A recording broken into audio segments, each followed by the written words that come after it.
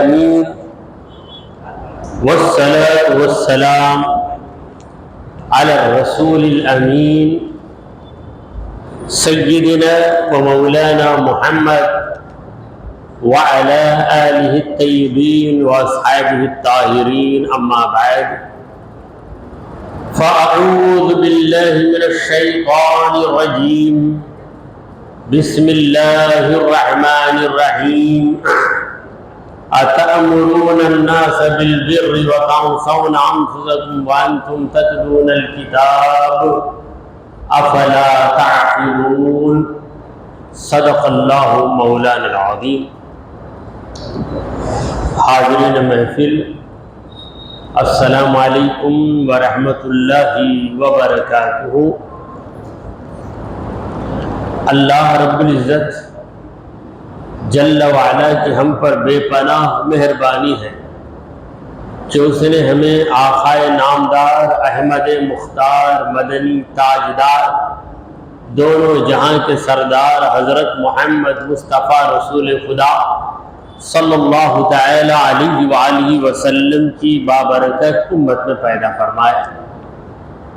حضرات محترم، ایک طویل وقفے کے بعد تفسیر قرآن کی یہ محفل قائم کرنے کا ہم سب کو موقع ملا ہے.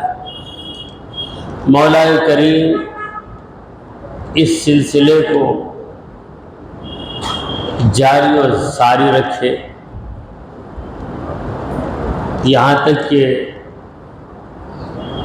اس کے فضل و کرم سے تکملہ ہو جائے.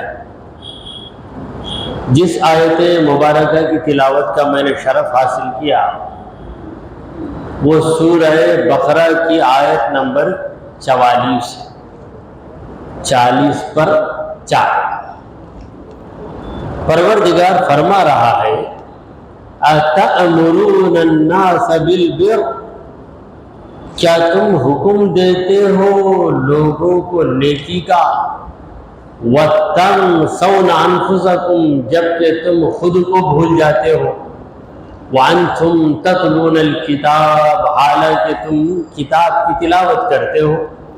أَفَلَا تَعْقِلُونَ، تو کیا تمہیں عقل نہیں ہے، سمجھ نہیں ہے. یہ اس آیت کے لفظوں کا ترجمہ رہا. اس آیت میں بالخصوص بنی اسرائیل سے خطاب اور بالعموم تمام انسانوں سے خطاب، یعنی خصوصی خطاب بنی اسرائیل سے، مگر اس خطاب میں سارے لوگ شامل ہو جاتے ہیں. وہ لوگوں سے عمومی خطاب ہے. پروردگار عالم قوم بنی اسرائیل سے پوچھ رہا ہے کہ اے بنی اسرائیل، تم تو اتنے دن لوگوں کو یہ کہتے آ رہے تھے کہ جب اللہ کے آخری پیغمبر آ جائے تو ان پر ایمان لاؤ، ان پر ایمان لاؤ، مگر جب آخری پیغمبر دنیا میں آ چکے تو اب ایمان لانے کے بجائے تم ان کے دشمن بن گئے ہو، تم ان کے مخالف بن گئے ہو، حالانکہ تمہاری کتاب توریت میں پڑھ چکے ہو. محمد رسول اللہ صلی اللہ علیہ وسلم کی علامتیں تم کتاب میں توریت میں پڑھ چکے ہو، تم اچھی طرح جانتے ہو. اہل کتاب یہود و نصارہ یہ دونوں قوم نبی کریم صلی اللہ علیہ وسلم کو اچھی طرح پہچانتے تھے، اتنی صفائی کے ساتھ جتنا وہ اپنے بیٹوں کو پہچانتے. قرآن مجید میں اللہ فرماتا ہے یعرفونہم کما یعرفون ابناءہم، یہ لوگ میرے نبی کو پہچانتے ہیں جس طرح اپنے بیٹوں کو پہچانتے ہیں. یہ باپ اپنے بیٹے کو بڑی آسانی سے پہچان سکتا ہے، کوئی دقت نہیں ہے، کیونکہ اسی کا بیٹا ہے وہ. پروردگار کہہ رہا ہے کہ جس طرح ایک باپ اپنے بیٹے کو بڑی آسانی کے ساتھ پہچانتا ہے، بالکل اسی طرح یہ اہل کتاب میرے محمد کو پہچانتے ہیں صلی اللہ علیہ وسلم. کیونکہ توریت کے اندر، انجیل کے اندر اللہ تبارک و تعالی نے سرکار دو عالم صلی اللہ علیہ وسلم کی علامتوں کا ذکر کیا ہے، تو ان علامتوں کو پڑھ پڑھ کر یہود اور نصارہ لوگوں کو سمجھاتے تھے کہ اس شان کا نبی آنے والا ہے، ان خصلتوں والا نبی آنے والا ہے، ایسی ایسی علامتوں کا رکھنے والا نبی آنے والا ہے، مگر وہ یہ سوچتے تھے کہ محمد رسول اللہ صلی اللہ علیہ وسلم ان کی قوم میں پیدا ہو جائیں گے، بنی اسرائیل میں پیدا ہوں گے، لیکن اللہ نے محمد مصطفیٰ صلی اللہ علیہ وسلم کو بنی اسماعیل میں پیدا کر دیا۔ حضرت اسماعیل علیہ السلام کے اولاد میں پیدا کیا، تو اب ان کے خون کھول گئے، اللہ کے فیصلے سے وہ راضی نہیں ہے۔ ان لوگوں کا فیصلہ یہ تھا کہ آخری پیغمبر یہودی قوم میں پیدا ہو، مگر اللہ کا فیصلہ یہ ہے کہ آخری پیغمبر عرب کی قوم میں پیدا ہو۔ وہی ہوتا ہے جو منظور خدا ہوتا ہے، مدعی لاکھ برا چاہے تو کیا ہوتا ہے، وہی ہوتا ہے جو منظور خدا ہوتا ہے۔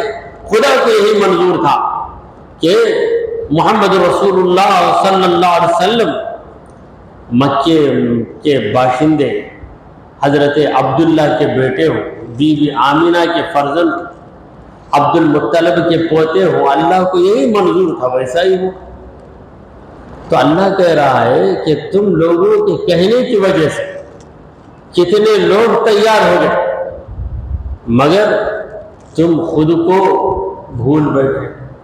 کیا تمہیں اتنی بھی فکر نہیں کہ تمہارا انجام کیا ہو؟ اگر تم نے اللہ کے آخری نبی محمد رسول اللہ صلی اللہ علیہ وسلم کو جھٹلایا تو تمہارا انجام یہ ہوگا کہ تم کافر بن جاؤ گے اور تمہیں جہنم میں جانا پڑے گا، جنت کی نعمتوں سے تم محروم ہو جاؤ گے، خدا کی رضامندی سے تم محروم ہو جاؤ گے۔ کیا تم سمجھتے نہیں؟ افلا تعقلون، کیا تمہیں عقل نہیں ہے؟ اور تم نادانی سے ایسا نہیں کر رہے۔ کوئی نادانی سے غلطی کر دیتا ہے تو اسے معاف کیا جا سکتا ہے کیونکہ وہ نادان۔ اگر کوئی دیدہ و دانستہ کرے، جان بوجھ کر غلطی کرے تو اسے معاف نہیں کیا جا سکتا۔ اے یہودیو، تمہارا جرم ایسا ہی ہے، تم دیدہ و دانستہ محمد رسول اللہ صلی اللہ علیہ وسلم کا انکار کر رہے ہو۔ تم کتاب پڑھ رہے ہو، توریت میں تم پڑھ چکے ہو، انجیل میں تم پڑھ چکے ہو، اس کے باوجود تم انکار کرتے ہو۔ تو یہ آیت کی تفسیر اس اعتبار سے رہی کہ اس میں خطاب قوم بنی اسرائیل کو ہے۔ بنی اسرائیل یہودیوں اور نصرانیوں کو کہا جاتا ہے، اور یہودیوں نصرانیوں کو اہل کتاب بھی کہتے ہیں۔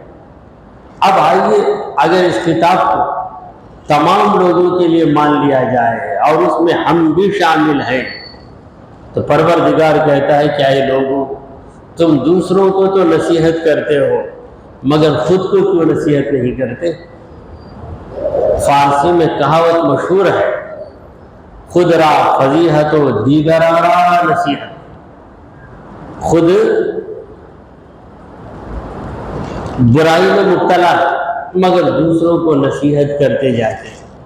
اس کے لیے اردو میں کہاوت مشہور ہے کہ جھینگا اپنے سر میں گندگی رکھ کر مچھلی کو تانا دیتا ہے کہ دیکھ تیرے پیٹ میں گندگی ہے۔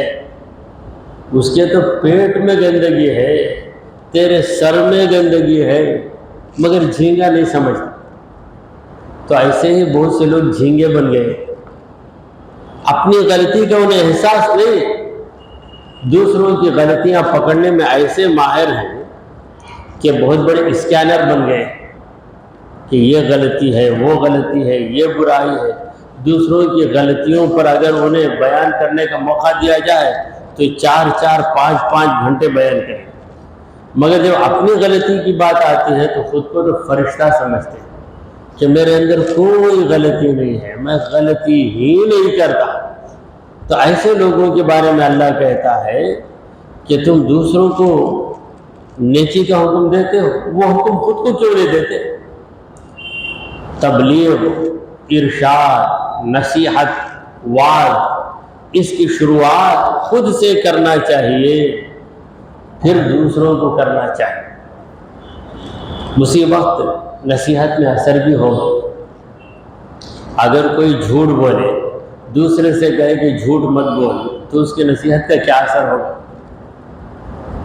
اگر کوئی خود چوری کرے، دوسرے سے کہے کہ چوری مت کر، تو اس کا کیا اثر ہوگا؟ جب دوسرے کو تو کہتا ہے کہ چوری مت کر، تو پہلے خود چوری کرنا چھوڑ دے۔ جب دوسرے سے کہتا ہے کہ جھوٹ مت بول، تو خود جھوٹ بولنا چھوڑ دے۔ جب دوسرے سے کہتا ہے کہ شراب مت پی، تو خود شراب پینا چھوڑ دے۔ خود تو شراب پی کر لڑکتا رہے اور دوسرے کے بارے میں کہے کہ وہ پیوٹ ہے، شرابی ہے۔ لوگ بھی ایسے آدمی کو دیکھ کر حیران کہ سب کو تو نصیحت کر رہا ہے۔ اس کی مثال ایسی ہے کہ سب کے کپڑے دھو رہا مگر اپنے کپڑے گندگی میں رکھا، سب کے کپڑے صاف کر رہا مگر خود کے کپڑے کیچڑ میں ڈال رہا۔ تو دوسروں کو نصیحت کرنے والوں، پہلے اپنے آپ کو نصیحت کرو۔ اسی لیے رسول کریم صلی اللہ علیہ وسلم اپنے خطبوں میں کہتے تھے، اوصیکم وایایا اولا بتقوی اللہ، اے لوگو میں تمہیں اللہ سے ڈرنے کی نصیحت کر رہا ہوں، اوصیکم وایایا، خود کو بھی وہی نصیحت کر رہا ہوں۔ یعنی جب میں کہتا ہوں تم سے کہ خدا سے ڈر کر زندگی گزارو، تو میں خود کو بھی یہی کہہ رہا ہوں، میرے لیے بھی ضروری ہے، لازمی ہے کہ میں اللہ سے ڈر کر زندگی گزاروں۔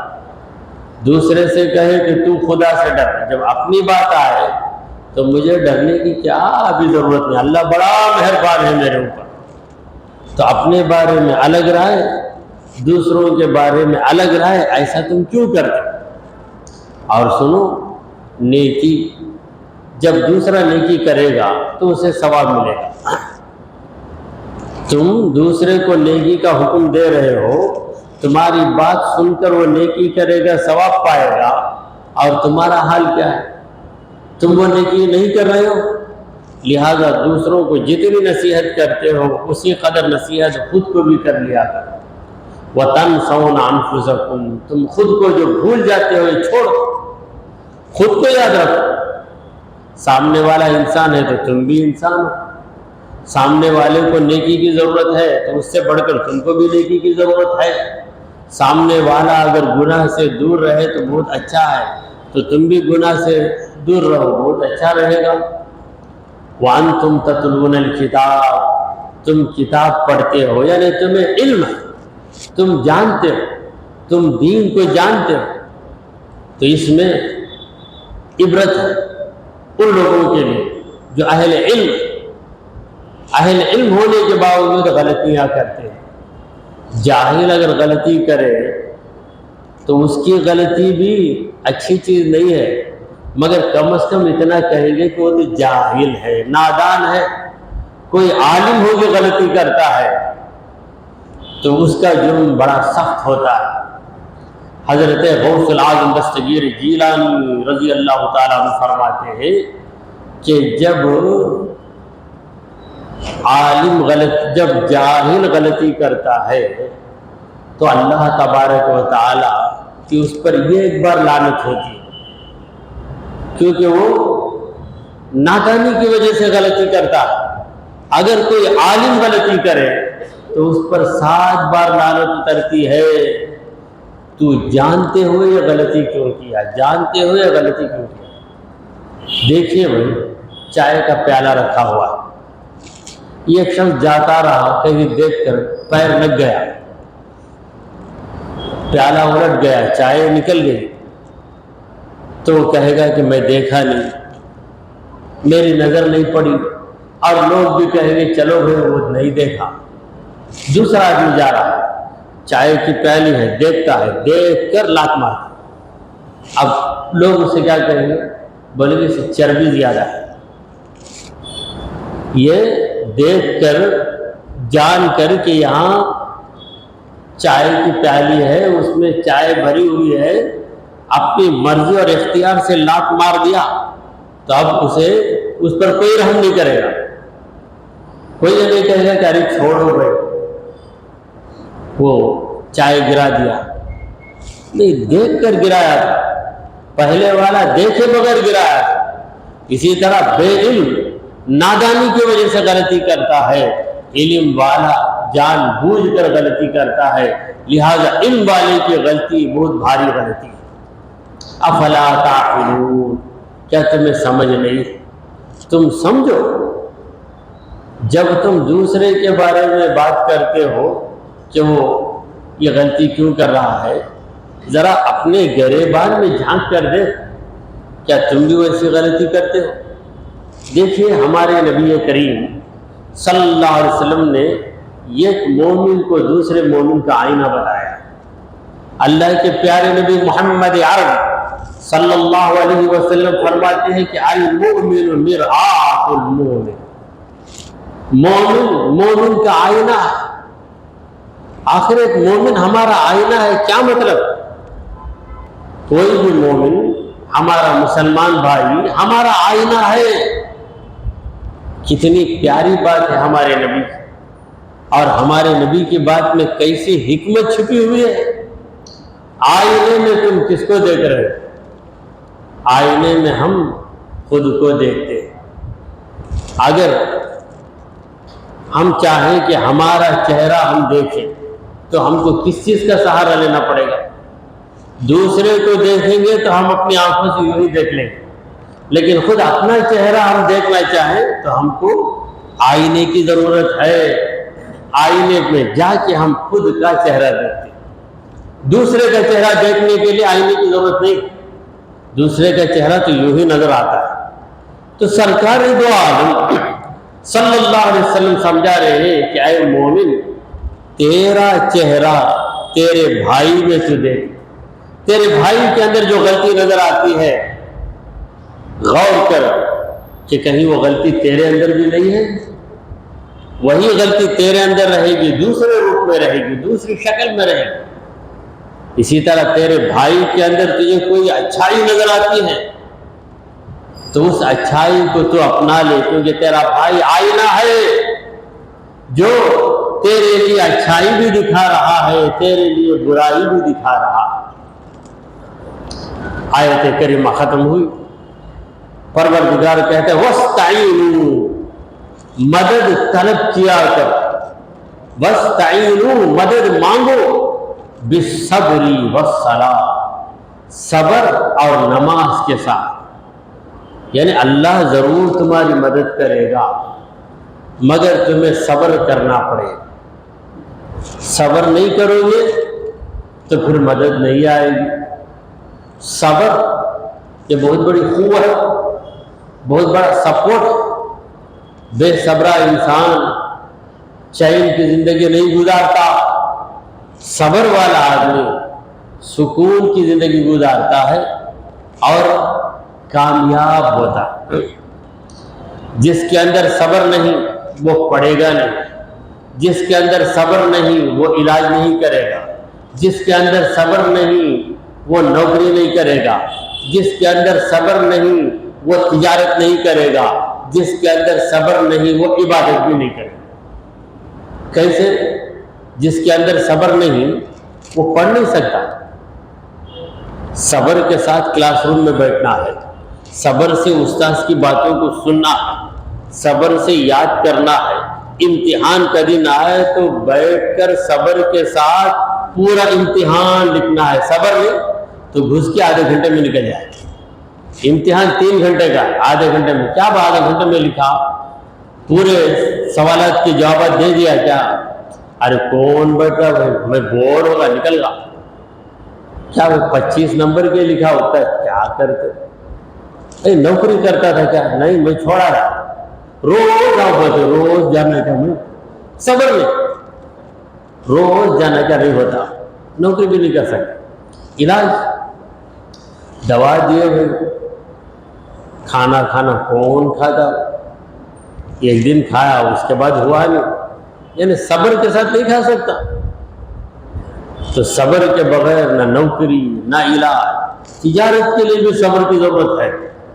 بڑے بڑے تاجر جو ملینر ہیں کیسے بن گئے؟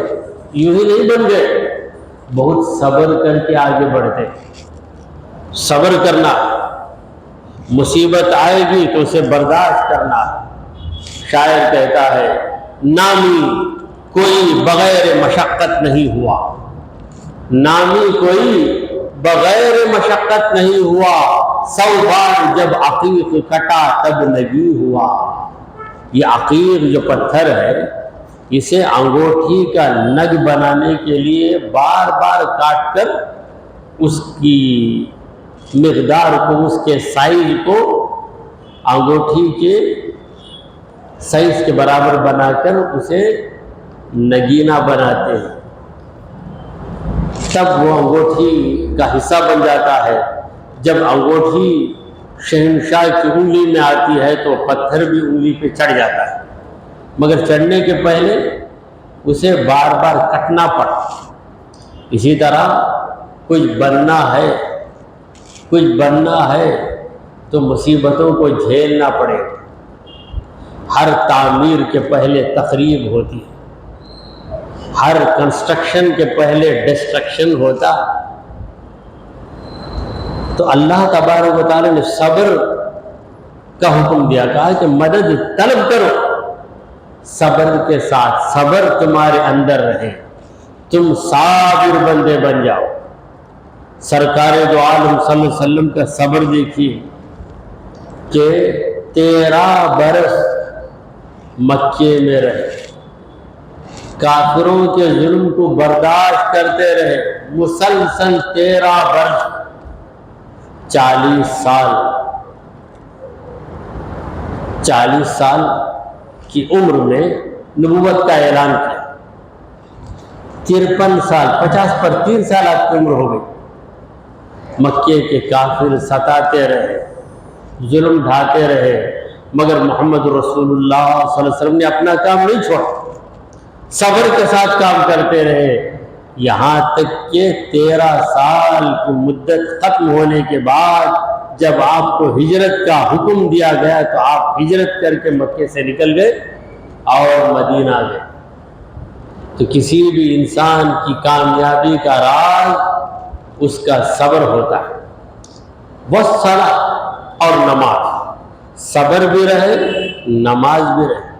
نماز یہ تو 5 وقت کی نمازیں ہیں، نفل نمازیں، اور ایک نماز ہے جس میں اٹھنا بیٹھنا نہیں ہے، مگر نماز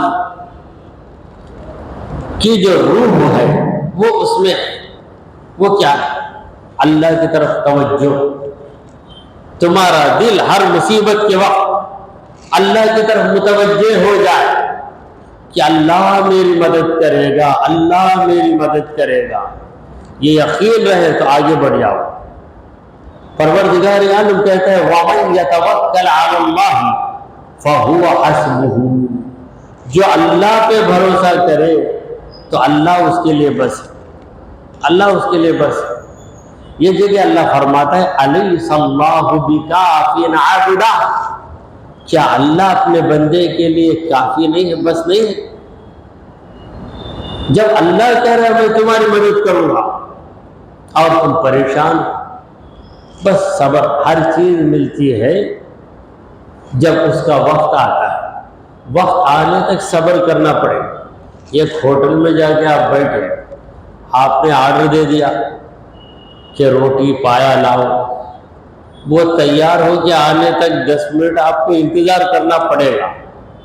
اگر صبر نہیں کریں گے تو پھر ہوگا کیا؟ ہنگامہ بچائیں گے، جلدی لا جلدی لا جلدی لا.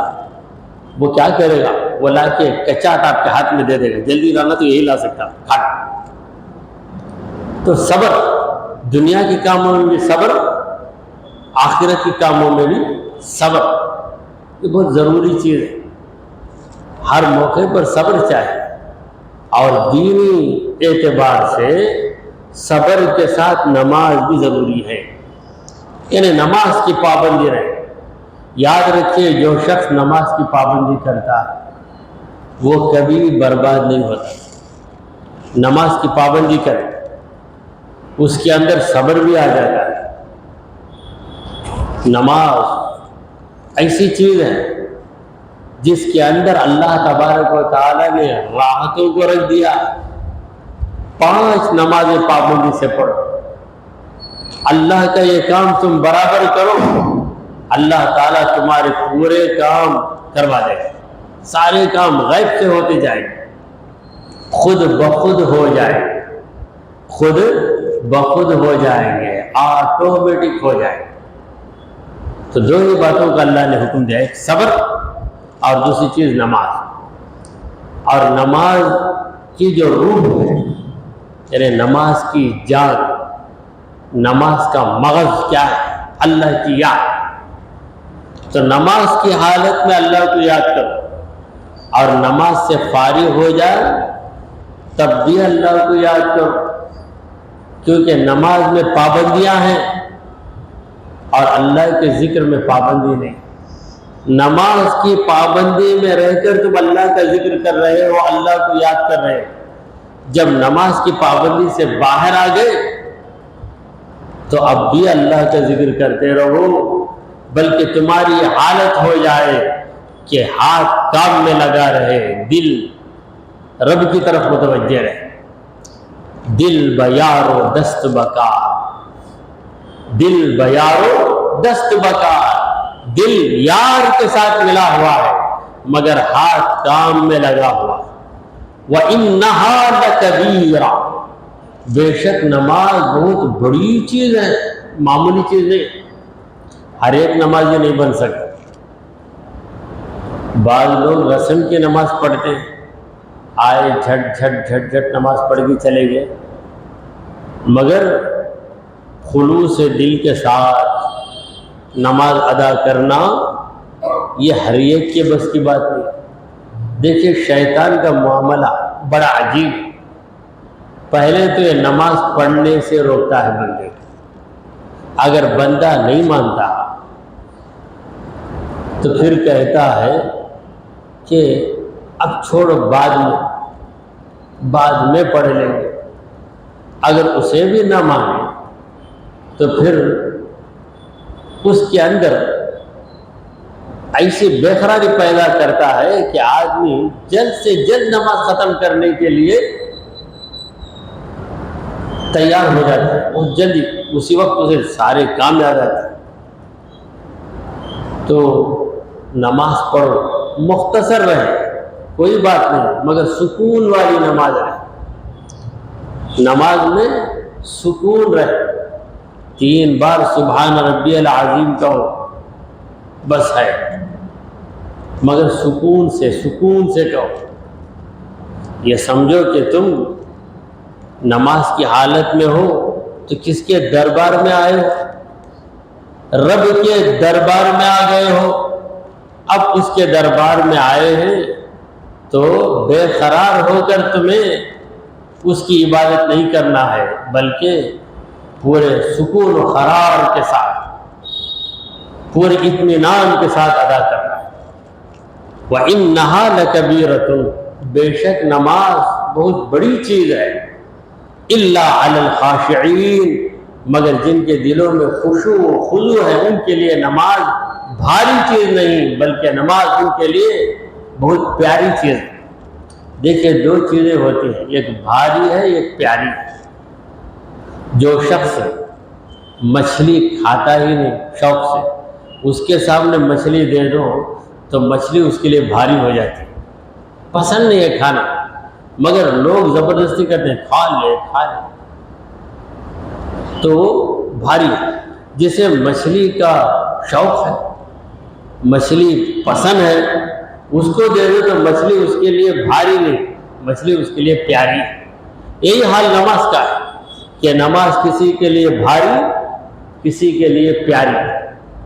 جس کے لیے بھاری ہو جائے وہ بوجھ سمجھتا، ایک بہت بڑی ذمہ داری، کیا کرنا، پڑھنا اتنا، رات کے 11 ہو گئے، عشاء نہیں پڑھا، اب نیند کا وقت ہے، نماز پڑھ لے کر کیا کرنا، پڑھنا نہ جھٹ پٹ پڑھ کے سو جائے، مگر دوسرے کام ایسا نہیں کرتے۔ بھوک لگ کے رات کی 11 ساڑھے 11 بجے کھانے بیٹھا تو جھٹ پٹ کھائے گا۔ جھٹ پٹ کھانے کا مطلب کیا، ایک نوالا لیا پھر اس کے بعد پھینک دیا، ایسا نہیں، بڑے سکون سے کھاتا ہے۔ ہر کام آدمی سکون سے کرتا، مگر جھٹ پٹ کہاں آتا؟ نماز میں۔ سرکار دو عالم صلی اللہ علیہ وسلم فرماتے ہیں کہ اس منافق کی طرح نماز نہ پڑھو جو نماز نہیں پڑھتا بلکہ ٹھونگے مارتا ہے، جھٹ پٹ ٹھونگے مارتا ہے۔ تم نماز مختصر پڑھو مگر سکون والی نماز پڑھو۔ تو پروردگار کہتا ہے کہ وَإِنَّهَا لَكَبِيرَةٌ إِلَّا عَلَى الْخَاشِعِينَ، بے شک نماز بہت بھاری چیز ہے، بہت بڑی چیز ہے، بہت مشکل کام ہے، مگر جو خشوع والے ہیں، جن کے دل اللہ کی بارگاہ میں جھک جاتے ہیں، ان کے لیے نماز بھاری چیز نہیں بلکہ نماز ہی میں انہیں لذت ہے۔ کہتے ہیں کہ مجدد الف سال جن کا مزار سرہند میں ہے، ان کا ایک مرید تھا، اسے نماز کا بڑا شوق تھا، نماز میں بڑا مزہ ملتا تھا۔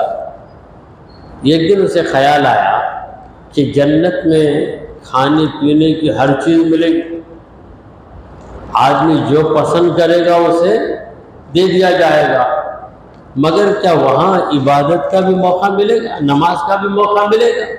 اگر جنت میں نماز کا موقع مجھے نہ ملے تو میں کیسے سکون سے رہوں گا؟ یہ بات ذہن میں آ گئی۔ بالآخر اپنے پیر و مرشد کے پاس گئے۔ کون ہے؟ شیخ احمد سرہندی، سرہند کے رہنے والے، جنہوں نے اکبر جیسے بادشاہ کو سبق سکھایا۔ تو ان سے عرض کرنے لگا کہ حضرت ایک بے چینی ہے، خدا کرم کر دے مجھ پہ، جنتی بنا دے، تو جنت میں کیا نماز کا موقع ملے گا؟ تو حضرت نے کہا کہ دیکھو اللہ قرآن میں کہتا ہے وَلَكُمْ فِيهَا مَا تَشْتَهِي أَنفُسُكُمْ، تم کو جنت میں ہر وہ نعمت ملے گی مَا تَشْتَهِي أَنفُسُكُمْ، جو تمہارے دل پسند کرے، تمہارا دل جس چیز کو پسند کرے گا وہ چیز تمہیں جنت میں ملے گی۔ اگر نماز تمہیں پسند ہے تو تمہیں نماز کا موقع بھی دیا جائے تو تب جا کر اسے سکون۔ ایسے لوگ بھی دنیا میں کہ اگر ایک وقت کی نماز چھوٹ جائے تو اتنے بے قرار ہو جاتے ہیں کہ کروڑوں کی جائیداد ان کی برباد ہو گئی، اتنے بے قرار رہتے ہیں، میری نماز چلے گی، میری نماز چلے گی، انہیں احساس ہوتا ہے۔ مگر بعض ایسے ہیں کہ نمازیں جاتی ہیں انہیں کوئی فکر نہیں۔ بلکہ ایک شخص نے تو جب اس کی نماز کے بارے میں پوچھا گیا کیا تو نمازیں پڑھتا ہے، تو کہا فجر کو میں اٹھانے، ظہر عصر بسر گئے، مغرب کا وقت نکل گیا، عشاء سے پہلے میں سو گیا، یہ میری نمازوں کا حال ہے۔ فجر کو میں اٹھانے، ظہر عصر کیا ہے وہ بسر گئے، کسے یاد تھا، کاموں میں تھے چلے گئے۔ مغرب کا وقت وہ تو کہاں ٹھہرتا بھائی، یوں آتی اذاں ہوتی یوں وقت نکل جاتا، مغرب کا وقت نکل، عشاء تک کون جاتا، بھائی سو گیا۔ فجر کو میں اٹھا نہیں، ظہر عصر بسر گئے، مغرب کا وقت نکل گیا، عشاء سے پہلے میں سو گیا۔ تو یہ بھی بعض کی حالت ہے۔ اور اسی وقت بعض ایسے ہیں کہ ان کی ایک نماز بھی فوت ہو جائے تو گویا ان کی موت ہوگی۔ نماز کیا فوت ہوئی، اپنے آپ کی موت ہوگی، اتنے بے قرار بے چین ہو جاتے ہیں۔ تو مولا کریم کہتا ہے کہ وَإِنَّهَا لَكَبِيرَةٌ إِلَّا عَلَى الْخَاشِعِينَ، بے شک نماز بہت بڑی چیز ہے مگر جو خشوع و خضوع کرتے ہیں، جن کے دل میں اللہ کا خوف ہے، جن کے دلوں میں اللہ کی محبت ہے، ان کے لیے نماز کوئی بھاری چیز نہیں۔ دیکھیے آپ کو کسی سے محبت نہیں ہے، وہ اگر آپ سے کہے کہ 10 روپے کی چیز لے کر دو تو 10 روپے کی چیز لے کر دینا بھی بھاری ہو جاتا ہے۔ یہ کون بھائی باہر والا آ کر مانگتا ہے 10 روپے کی چیز سے کیا واسطے لے کر دو؟ اگر وہی آپ کا بیٹا چہیتا بیٹا 10,000 کی چیز پوچھے، بیٹا تجھے پسند ہے لے لے باپ، 10,000 کیا 20,000 بھی لے لے، فوراً دے دیتے ہیں۔ کیوں؟ محبت کی وجہ سے آدمی سخی بن جاتا ہے۔ بخیل آدمی بھی جب محبت ہو جاتی ہے تو سخی بن جاتا ہے۔ کتنے لڑکے ایسے ہیں اپنی کمائی کا ایک پیسہ ماں باپ کو نہیں دیں گے، نہ بھائی کو دیں گے نہ بہن کو دیں گے، مگر جس لڑکے پہ عاشق ہو گیا اس پہ پیسوں کو لٹا۔ کیوں؟ محبت ہو گئی۔ تو ناجائز محبت میں اتنا پاور ہے کہ بخیل دل والا بن جاتا ہے۔ تو اللہ کی محبت جیسے حاصل ہو جائے اور وہ حقیقی محبت ہے، اصلی محبت ہے، تو پھر اللہ کے لیے خرچ کرنا بھی آسان، اللہ کے لیے جاگنا بھی آسان، اللہ کے لیے اپنے آپ کو حوالے کر دینا سب آسان ہو جاتا ہے۔ دعا کیجئے کہ پروردگارا ہم نے جو کچھ کہا اور سنا آپ سے قبول فرما لے۔ اے اللہ ہمارے گناہوں کو معاف فرما، ہماری خطاؤں کو درگزر کر دے۔ اے رب کریم ہم پر تیری رحمت نازل فرما۔ اے اللہ ہمیں سیدھے راستے پر چلا، تیرے انبیاء اور تیرے اولیاء کے راستے پر چلا۔ اے رب غفور ہمارا خاتمہ ایمان کی حالت میں فرما۔ وصلی اللہ تعالی علی خیر خلقہ سیدنا و مولانا محمد وعلی آلہ و اصحابہ اجمعین۔